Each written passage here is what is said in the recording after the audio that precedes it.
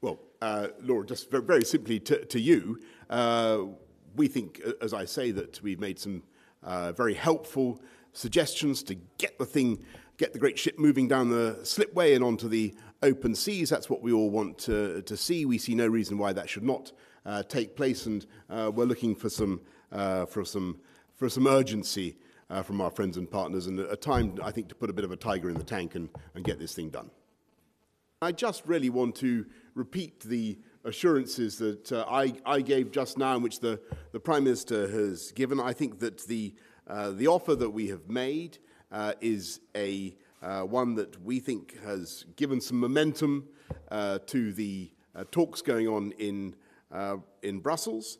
And I just want to reconfirm what we have said. The rights of all EU citizens here in this country, of course including the 1 million Poles, will be protected and enshrined in UK law. And I think it's very important to understand that our courts, which are very fair and indeed very progressive when it comes to questions about family reunion and other such matters, they will have regard not only to the treaty of withdrawal, whatever it's going to be called, but of course they will also have regard specifically to the jurisprudence of the European Court of Justice, which is itself a fairly progressive body of jurisprudence, as you all know, in these matters. So I hope that people will be reassured. I think perhaps if just to extract some of the urgency from your question and turn it round, if I may,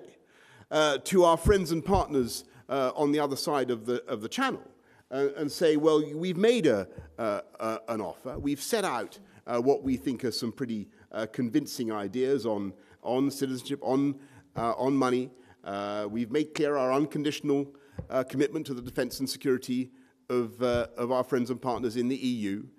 We've made great progress on rights and privileges and on the Northern Irish border question. Let's now get on with it to the next phase. I think that's what we're saying. And so if I respectfully say some of the urgency that you direct at me, I would, if I may, radiate it backwards, ricochet it, if I can, to our friends and partners in Brussels.